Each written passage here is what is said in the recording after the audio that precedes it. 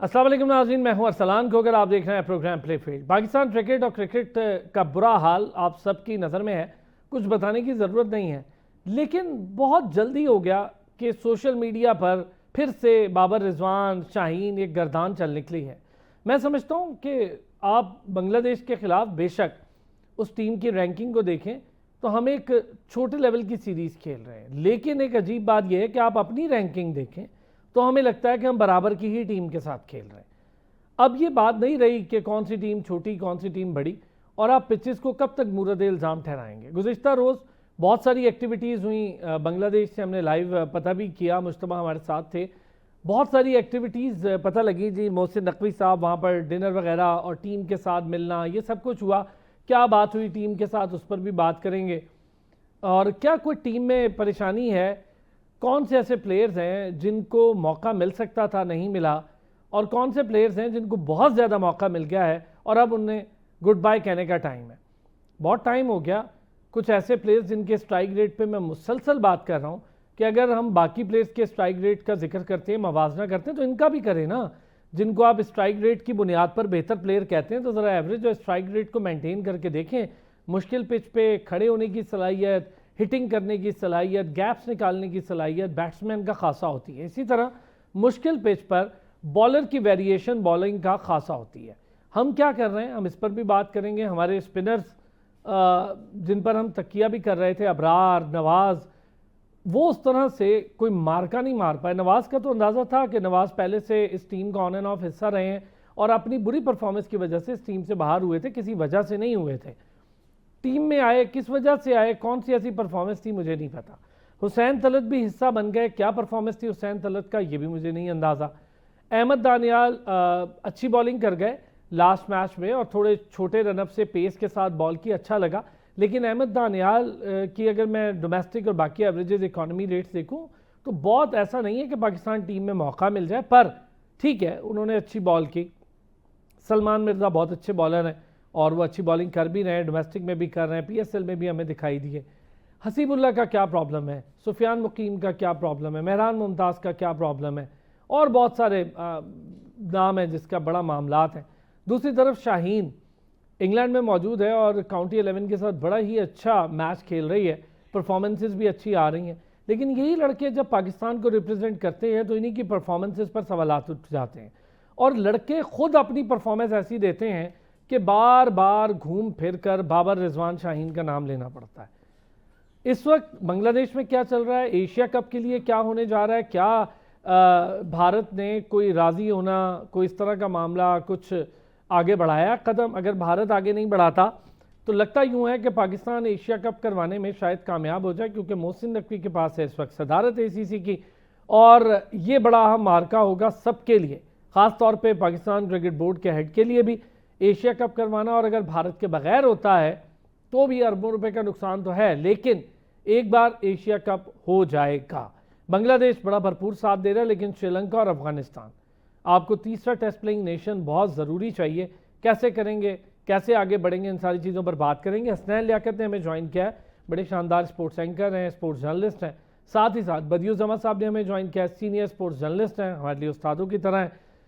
हसनैन, हम ज़रा अगर इस पर नज़र दौड़ाएं, हमारी टीम की परफॉर्मेंसेस, हम पिछले 2 साल की भी बात करें तो हम T20 की कोई खातिर खा सीरीज़ तो जीते नहीं, यही हाल था, हम हारते चले जा रहे हैं।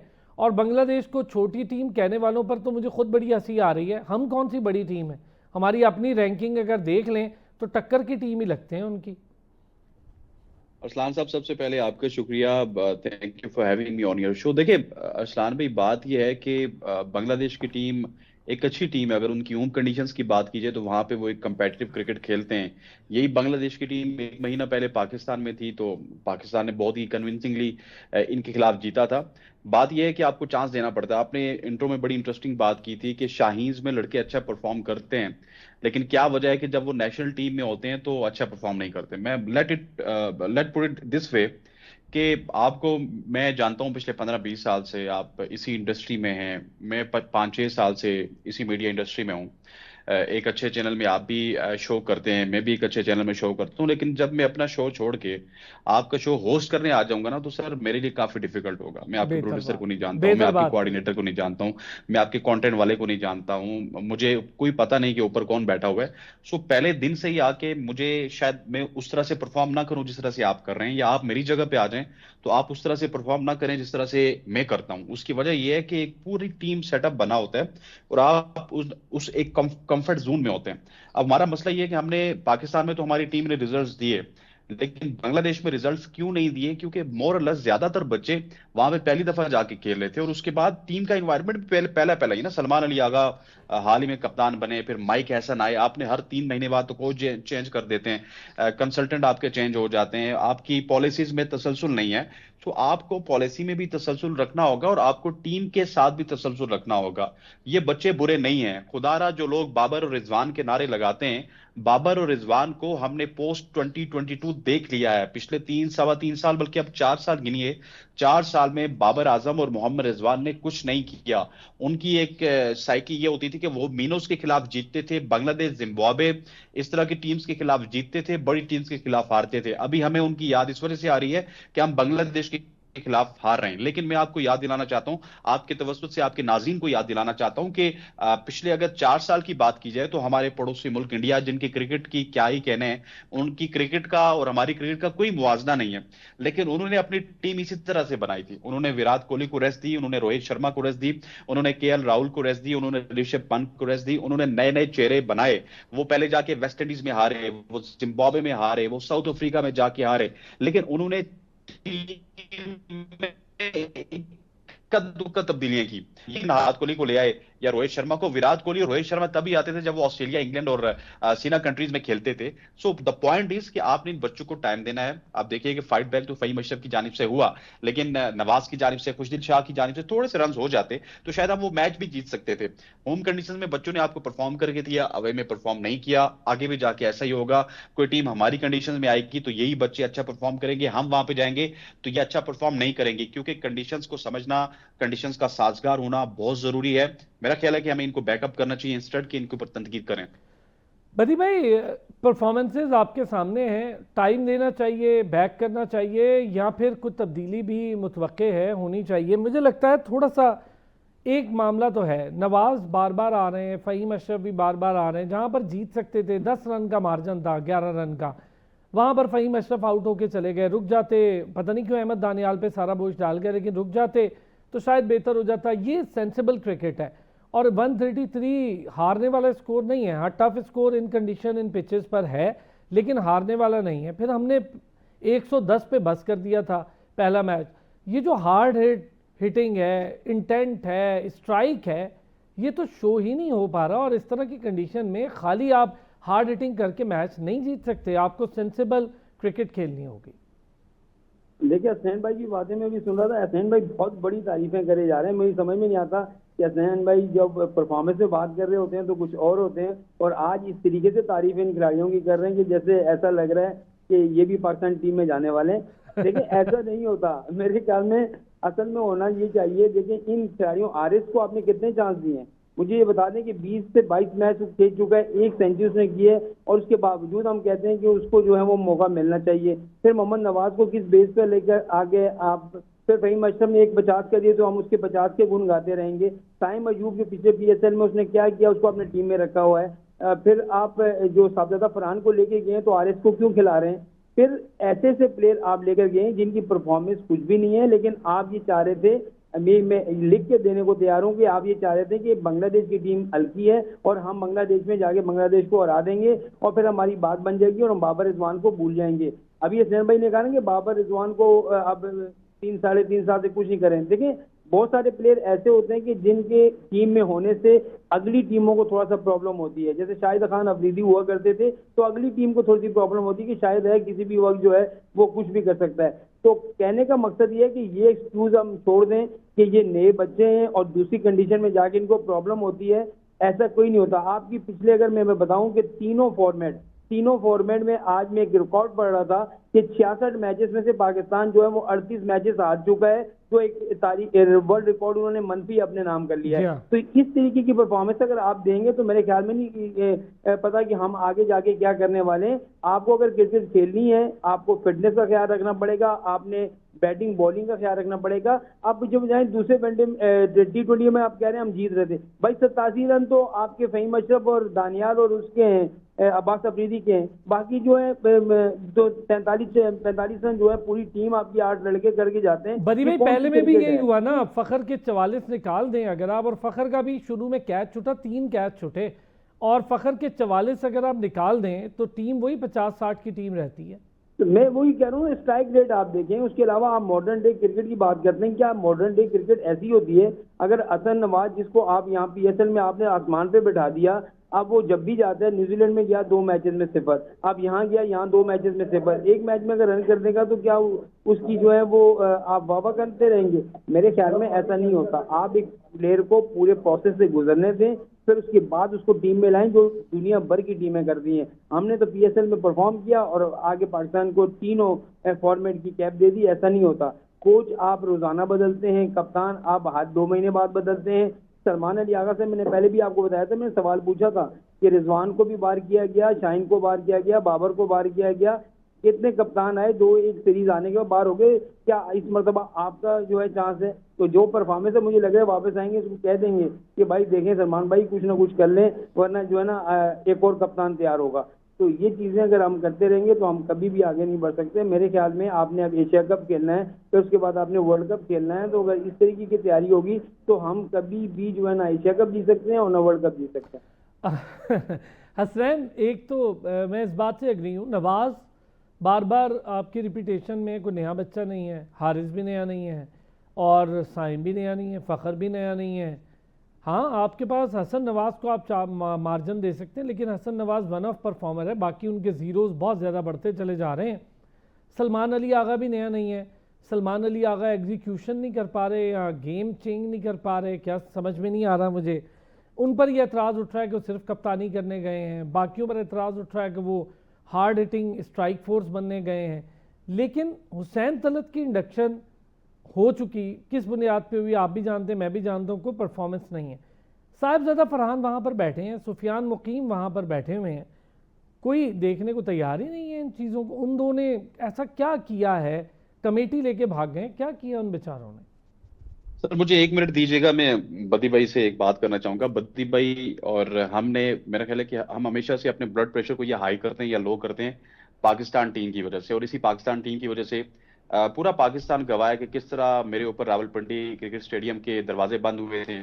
बद्दी भाई के दोस्त हैं शोएब जट साहब, उनके ऊपर कराची स्टेडियम के दरवाजे बंद हुए थे। मसला ये है कि हम पीटते चले आ रहे हैं, हम 3 साल से पीट रहे हैं, तो इन्होंने टीम तो ठीक करनी नहीं है। लेकिन मैं होपफुल हूँ चंद चीजों को लेके, और आपने जिन चंद चीजों की बात की उनके ऊपर बात करो। देखें, हमने इतनी तनकीद की साइम अयूब पे कि साइम नहीं खेलेगा नहीं खेलेगा नहीं खेलेगा, फिर साउथ अफ्रीका और ऑस्ट्रेलिया का टूर करके आया तो हम उसके कसीदे पढ़ रहे थे। पहले वो 19 इनिंग्स फेल हुआ तो हम कह रहे थे कि इसको क्यों रखा हुआ है। मसला ये है कि कभी कभार आपको प्लेयर को पोटेंशियल के मुताबिक टाइम देना पड़ता है। हसन नवाज ने हाल ही में PSL तो अच्छा खेला, लेकिन उसके बाद जब वो बांग्लादेश के खिलाफ अपनी कंडीशंस में खेला तो वो अच्छा खेला। इसी तरह से साइम अयूब की अगर बैड फॉर्म चल रही है इंजरी के बाद, तो हमें उसको सपोर्ट करना है।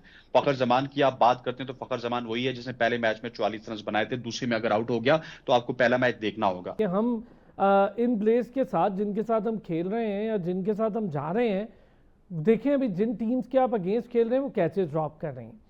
अभी आप कैचेस ड्रॉप करवा कर भी अगर मैचेस नहीं जीत पा रहे तो यहाँ पर एक सवालिया निशान ज़रूर खड़ा होता है। ये नहीं कहा जा सकता कि नए बच्चे इनको छोड़ दें, नए बच्चों को यही मौका मिला है, कब जाकर परफॉर्म करेंगे। अगर हम भारत की जिक्र करते हैं, अभी आपने खुद उसका एक इंडिकेशन की, तो शुभमन गिल से लेकर अभी नए लड़के जहाँ जहाँ खेलने जा रहे हैं उनको पहली पहली सीरीज़ मिल रही हो, पहली पहली सीरीज़ में स्कोर कर रहे हैं, चाहे टेस्ट हो, वनडे हो या T20 हो। हमें इन चीज़ों को बहुत सीरियस लेना होगा। जिन लोगों को चांस दे रहे हैं उनकी अहलियत क्या है, उनसे परफॉर्मेंस क्या हम एक्सपेक्ट करते हैं। ये थोड़ी कि 6, 7, 8 सीरीज़ दे दें T20 की और फिर हम एक्सपेक्ट करें वो 1 सेंचुरी कर लें और फिर वो 6, 7, 8 सीरीज़ ले लें। ये बड़ा मुश्किल हो जाएगा हम सब के लिए। एक ब्रेक लेता हूँ जी, ब्रेक से जैसे ही वापस आएंगे ज़रा इस पर भी बात करेंगे। वेलकम बैक जी। बड़ी डिटेल डिस्कशन हो रही थी हसनैन। मेरा सवाल ये है कि हम नए लड़कों को खेलता देखते हैं, ऑस्ट्रेलिया में भी, न्यूजीलैंड में भी, इंग्लैंड में भी और इंडिया में भी, साउथ अफ्रीका में भी। लड़के आते हैं, परफॉर्म करते हैं। ये कोई बात हो ही नहीं सकती कि आपने शाहीन खेला हो, आपने अंडर 19 खेली हो, आपने डोमेस्टिक खेली हो, फिर आप आए और आप एक मैच में परफॉर्म ना कर पाएँ। हारिस को ले लें, हारिस तो बड़ा लंबे अरसे से खेल रहा है। फिर हम और हसन नवाज को ले लें। हसन नवाज खुद इस जगह पर जहाँ पर खेल रहे हैं वो खुद कंफर्टेबल थे, उन्होंने पीएसएल इस पे खेली। अब प्रॉब्लम ये है कि कब आएगी वो परफॉर्मेंस के हम कह सकें यार नया लड़का आया छा गया है। ये नहीं होता, 5-5 6-6 सीरीज तो नहीं दे सकते। देखिए अरसलान भाई, जो आपने आखिर में बात की है मैं उसी को थोड़ा सा आगे लेके जाऊंगा कि हमें थोड़ा सा सब्र और तहम्मुल का मुजाहरा करना होगा। अगर सब्र नहीं करेंगे तो मैं आपको बताऊं कि आपकी टीम अभी बांग्लादेश से आ रही है, लिटरली आपकी टीम आयरलैंड से पहले भी आ रही है, उसके बाद बार बार आ रहेगी, आपकी टीम नीदरलैंड से आ रहेगी, आपकी टीम कनाडा से बार बार आ रहेगी। पॉइंट इज अगर इतनी बड़ी तब्दीलियां की हैं, सुपरस्टार्स को बाहर बैठाया है, शाहीन शाह अफरीदी को, हारिस रऊफ को बाहर बैठाया है, इस बात की हो गई। सो आपको अब इन लड़कों को कम से कम टाइम देना है। अगर आप ये कहेंगे कि बांग्लादेश के खिलाफ पहले 2 मैचेस में हसन नवाज ने परफॉर्म नहीं किया, न्यूजीलैंड के खिलाफ 3 मैचेस में परफॉर्म नहीं किया, हसन नवाज का कैरियर खत्म है, तो फिर मैं आपको बताऊं कोई और यहाँ पे हसन नवाज की जगह आएगा और हसन नवाज परसों किसी टीवी पे बैठ के तजिया कर रहे होंगे पाकिस्तान टीम तबाह हो चुकी है, कोई और ख्वाजा नाफे यहाँ पे आएगा और वो आके तजिया देगा जी कि देखिए मेरी जगह पे फला बंदा खेल रहा है। द पॉइंट इज कि आपने इन बच्चों को टाइम देना है, जो भी बच्चे हैं। देखिए फिल्टर होने वाली चीजें हैं। खुशदिल शाह का इस टीम में क्या काम है, मैं आज भी कहता हूं खुशदिल शाह की जानिब से आज भी वो परफॉर्मेंसेज नहीं आ रही है, बार बार मौके देने के बाद वो परफॉर्मेंसेज नहीं आ रही हैं। Mohammad Nawaz out of nowhere कहां से आ गए।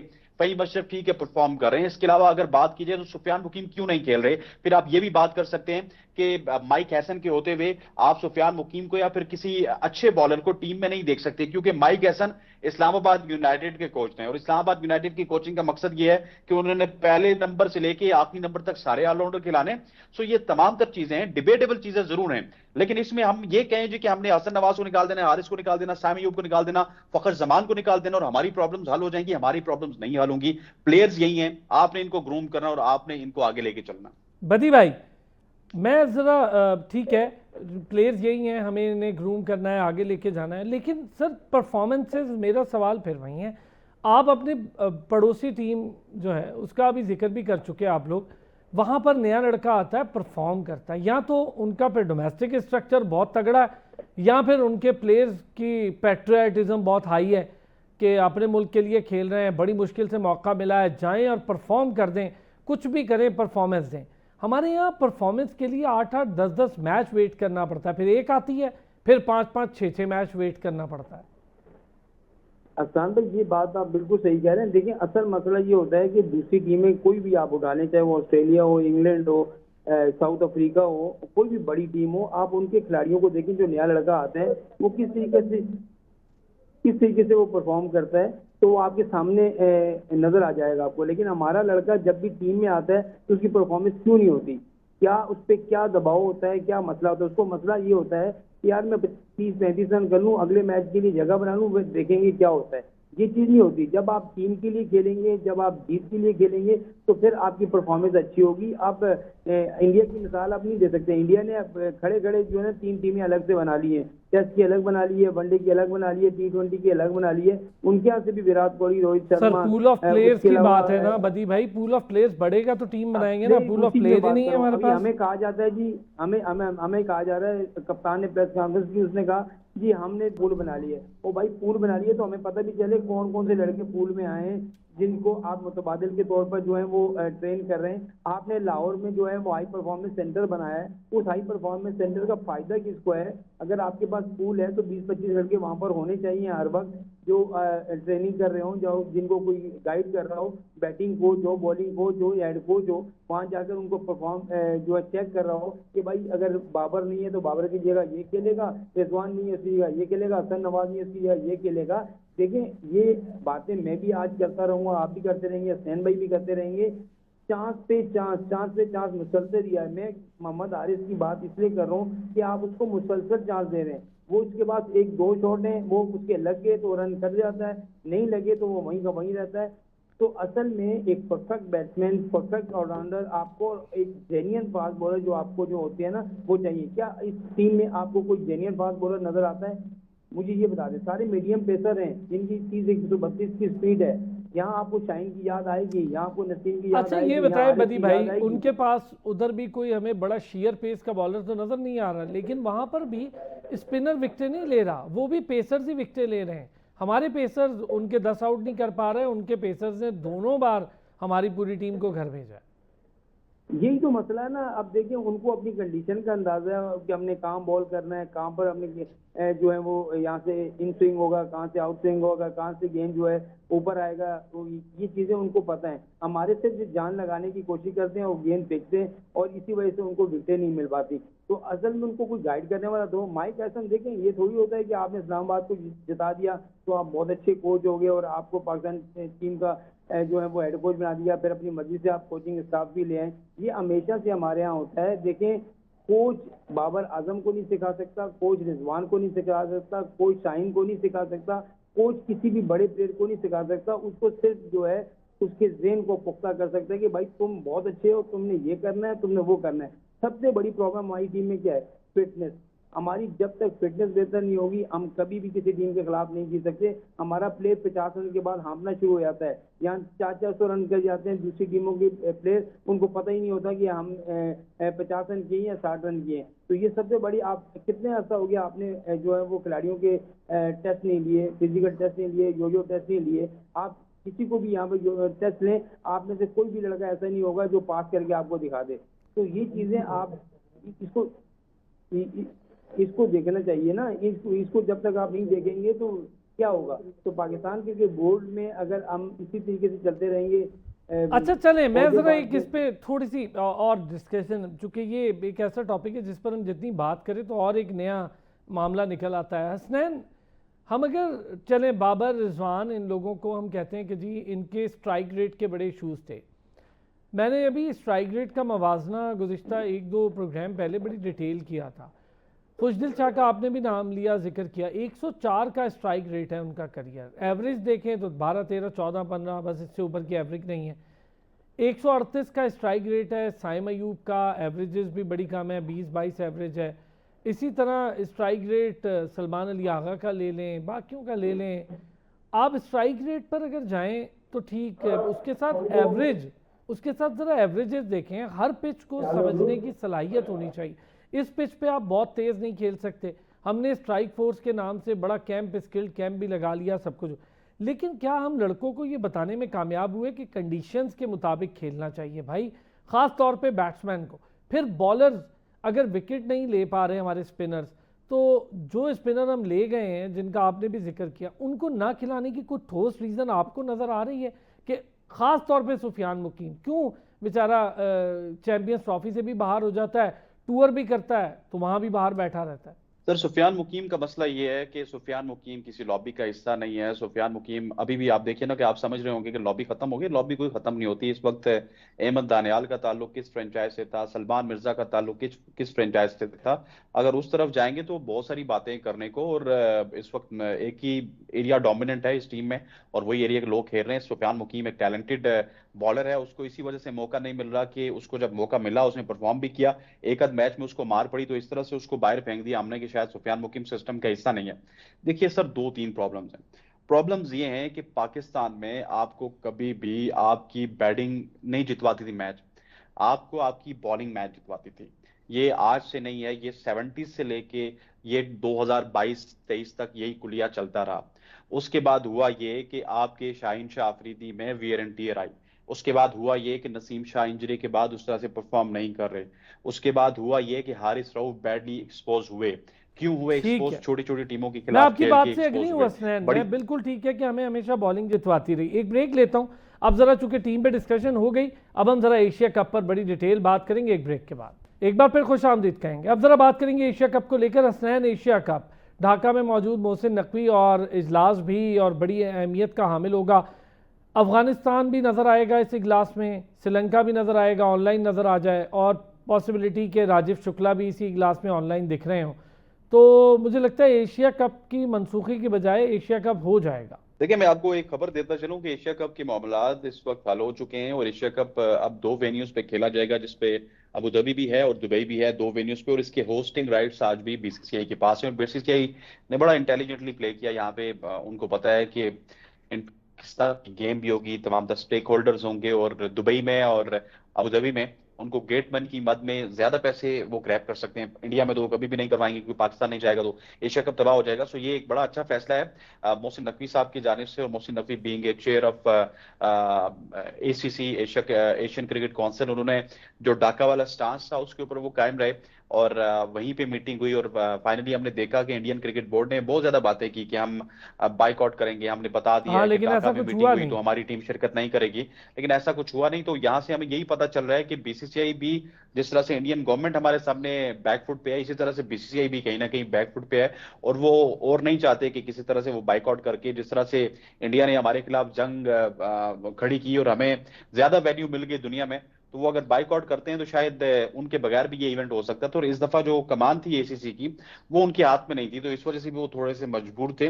और ये एक बड़ा अच्छा फैसला है। और मेरा ख्याल है कि मोहसिन नकवी साहब जिस तरह से डट के खड़े रहे, आपने हालिया दिनों में देखा दो तीन डिसीजंस पे, इस दफा भी वो डट के खड़े रहे और उन्हीं की वजह से एशिया कप होगा। लेकिन खुदारा आपने अगर अपनी ब्रांड वैल्यू को ठीक करना, तो फिर मैं उसी वक्त उसी तरफ आऊंगा कि आपने अपनी टीम की कारकर्दगी को ठीक करना है। आज everyone talks about England, everyone talks about Australia, everyone talks about India. Why? क्योंकि उनकी परफॉर्मेंसेज बड़ी अच्छी हैं। जब आपकी परफॉर्मेंसेज बड़ी अच्छी होंगी तो आपको लॉबिंग की जरूरत नहीं पड़ेगी, आपको डंडे की जरूरत नहीं पड़ेगी, आपको हर बंदे को जाके मनाने की जरूरत नहीं पड़ेगी, बल्कि आपकी टीम की परफॉर्मेंसेज अच्छी होंगी तो आप जो कहेंगे टेबल पे आपकी बात को मान लिया जाएगा। बदी भाई, इतलात जो दे रहे हैं अभी हसनैन भी, यही हमें भी पता चल रही हैं, कुछ दोस्त वहाँ पर मौजूद हैं, बता रहे हैं कि मामलात बैकफुट पे थे। इंडिया को तन्हाई एक बार फिर देखना पड़ती, क्योंकि अफगानिस्तान भी आगे आ गया और मजबूरी थी। ये तो वो टीमें हैं जिनको अभी अभी स्टेटस मिला है कि उनके साथ टेस्ट भी नहीं खेल रहा। श्रीलंका और वो ज़्यादा देर दूर नहीं रह सकता। बांग्लादेश हमारे साथ खड़ा था, बांग्लादेश ने बहुत अच्छा स्टांस लिया हुआ था। पाकिस्तान ने एक अच्छा स्टेप लिया, इसमें मोहसिन नकवी साहब को बड़ा क्रेडिट भी जाता है। और जिस तरह वो चेयर कर रहे हैं इस सीट को, तो इस बार मामला ज़रा डिफरेंट थे, इंडिया के लिए तरने वाला साबित नहीं हुआ ये। देखिए, मैं भी बात कर रहा हूँ, आप लोग भी बात कर रहे हैं। देखिए, किसी भी वक्त जो है ना, बीसीसीआई ने वो मना नहीं किया कि हम इजलास में शिरकत नहीं करेंगे। ये जो इंडियन मीडिया था ना, ये इंडियन मीडिया का प्रोपेगेंडा था। और इंडियन मीडिया जो है बार बार ये चला रहा था कि किसी न किसी तरीके से बीसीसीआई पीछे हटे और जो है ना एशिया कप जो है वो उसमें मामलात अटके रहे। क्योंकि इस बार आपको मालूम है कि सदर पाकिस्तान का है और उनको खटकता नहीं है। वो चाहते हैं कि हर जगह जो है वो भारतीय नुमाइंदा बैठा हो, कहीं पाकिस्तान से ना आए। तो ये मोहसिन नकवी ने बहुत अच्छा स्टांस दिया, बांग्लादेश क्रिकेट बोर्ड ने बड़ा अच्छा स्टांस दिया कि उन्होंने जो है ना अपना वेन्यू चेंज नहीं किया। उन्होंने एक ऑप्शन दे दिया था कि भाई जिसको यहाँ आना है अगर वो आसानी से आ सकता है तो आए, वरना आप वर्चुअल भी बैठ सकते हैं, आप जो है ऑनलाइन भी बैठ सकते हैं, वहां से कर सकते हैं। तो ये चीजें, बहुत सारी बातें ऐसी होती हैं जो इंडियन जो क्रिकेट बोर्ड है उसने तहरीरी तौर पर नहीं दी थी एशियन क्रिकेट काउंसिल को कि हम नहीं आ रहे। ये इंडियन क्रिकेट बोर्ड की जानिब से जो इंडियन मीडिया है वो इस बात को कोड करके चला रहा था कि किसी न किसी तरीके से ये इंडिया में बातें बोर्ड में जाए, बोर्ड भी जो है वो अपनी लचक दिखाए और इसमें ना जाए। ये चीजें तो सामने आती हैं। और दूसरा जो हसनैन भाई ने बात की कि यूएई में, बिल्कुल ऐसा ही है। 5 से 21 हमने सुना है कि 5 से 21 सितंबर तक जो है ये इवेंट होगा और यूएई अबू धाबी में होगा। और पाकिस्तान का मैच भी जो है वो पहले 5 या 7 सितंबर को हो सकता है। तो शेड्यूल, क्योंकि अब जो फैसला, क्योंकि जी हाँ, 2 मैचेस पाकिस्तान के एक्सपेक्टेड है, एक 14 को एक 7 को और फिर उसके बाद आगे। बिल्कुल, अभी तो इजलास जारी है। इजलास जैसे ही खत्म होगा तो इस एशिया कप के अलावा भी बहुत सारे ऐसे मामला हैं जिन पर बातचीत जारी है और बहुत सारे आम फैसले इस इजलास में होंगे। तो ये मोहसिन नकवी साहब को तो क्रेडिट लाजमी देना चाहिए, जरूर देना चाहिए कि वो चैंपियंस ट्रॉफी के मामलात में भी डटे रहे और उन्होंने जो है भारत की नहीं सुनी, और यहाँ एशिया कप के मामले में भी जो डटे रहे और उन्होंने भारतीय मीडिया हो या कोई भी हो उसके सामने उन्होंने जो है ना घुटने नहीं टेके। एक और अच्छी चीज हुई है बदी भाई, जो मैं आप दोनों से डिस्कस करूंगा। लंबे अरसे से आप, मैं, हसनैन, हम सारे लॉबिंग का जिक्र करते थे। मतलब मुझे बड़ा था कि रमीज राजा आएंगे तो बड़ी शानदार लॉबिंग हो जाएगी, टीम्स आना धड़ाधड़ शुरू हो जाएंगी, बड़े मामलात होंगे। बड़ी मुझे कमी लगी। सेम ज़का अशरफ साहब लॉबिंग नहीं कर पाए, उनके मामलात भी कोई बहुत अच्छे नहीं रहे। लेकिन मोहसिन नकवी साहब लॉबिंग बड़े अच्छे तरीके से कर रहे हैं और इसका क्रेडिट हमारे पीसीबी को जाना चाहिए, क्योंकि हम देख रहे हैं चैंपियंस ट्रॉफी का मामला हो, पाकिस्तान का दीगर मामला, तो पाकिस्तान क्रिकेट बोर्ड लॉबिंग ठीक कर रहा है। वो बात ठीक है हसनैन की कि आप टीम पर तवज्जो दें, स्टार्स बनाएं, ब्रांड बनाएं, ताकि लोग आपके साथ खेलने को तरसें। हसनैन, लॉबिंग को लें अगर हम, तो आप समझ रहे हैं कि राइट डायरेक्शन में जिसकी बहुत कमी हम देखते थे, बेहतर हो रही है लॉबिंग? क्योंकि अभी मैं देख रहा हूँ 4-5 ममालिक एकदम से सामने आए। रात तक मामला डिफरेंट था, लेकिन उस डिनर से पहले जब वजीर खेल से मुलाकात हुई मोहसिन नकवी साहब की, तो बड़ा मामला चेंज हो गया। देखिए, आपको जिस तरह मैंने पहले सेगमेंट में कहा था ना कि पाकिस्तान क्रिकेट टीम में हमें कंसिस्टेंसी की जरूरत है, इसी तरह से आपने लॉबिंग की बात की, तो लॉबिंग आप क्यों अच्छी कर रहे हैं? उसकी वजह यह है कि आपका चेयरमैन एक तो मजबूत है, और दूसरा काफी ज्यादा कंसिस्टेंसी के साथ, कोई मैं ख्याल 6-7-8 महीने या साल उनको होने वाला है, या उससे भी ऊपर होने वाला है, तकरीबन साल के करीब तो उनको टाइम होने वाला है। इससे पहले एक रस्साकशी चल रही थी 3 महीने तक का, अशरफ साहब चेयरमैन होते थे, वो 2 इजलास अटेंड करते थे एशिया कप के। अगले 2 महीने नजम सेठी साहब होते थे, और उसके बाद एक चीफ इलेक्शन कमिश्नर होते थे, जो चीफ कमिश्नर या समथिंग लाइक दैट होते थे पीसीबी के। सो अब पॉइंट ये है कि मोहसिन नकवी साहब एक तो कंसिस्टेंट है, ऊपर से पावरफुल हैं। देखिए, मोहसिन नकवी साहब is not only the chairman of Pakistan cricket board, he is the interior minister of Pakistan. So being a वजीर दाखिला, वो सही, बहुत सारे मुल्कों को अप्रोच कर सकते हैं, उनकी वजारत दाखिला के साथ आपकी उनके इस बात कॉन्टैक्ट से होते मैं हैं। बिल्कुल और अग्री हूँ कि एक हाँ, ताकतवर और चेयरमैन होगा तो आपको रिजल्ट्स आएंगे। ये रस्साकशियाँ जो म्यूजिकल चेयर थी, ये तबाही थी। चलें जी, बहुत शुक्रिया हसनैन लिया के, थैंक यू सो मच, आपने वक्त निकाला। बदियुज्जमान साहब, आपका बहुत शुक्रिया। नाज़रीन, कल फिर होती है आपसे मुलाकात, अपना ख्याल रखिएगा।